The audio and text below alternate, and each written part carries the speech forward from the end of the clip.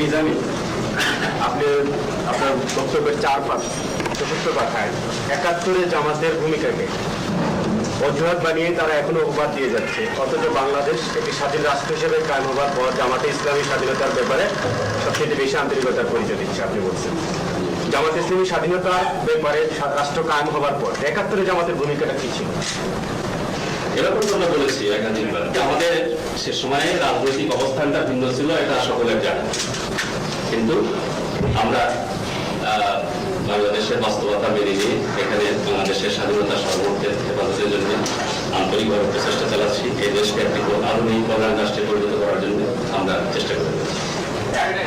আপনি বলেছিলেন, আবার বলছেন যে ৭১ সালে ভিন্ন প্রেক্ষাপটে দেশের জনগণ পাকিস্তান থেকে আলাদা হওয়াকে স্বাধীনতার জন্য প্রয়োজন মনে করেছে। আপনারা প্রয়োজন মনে করেছিলেন কিনা?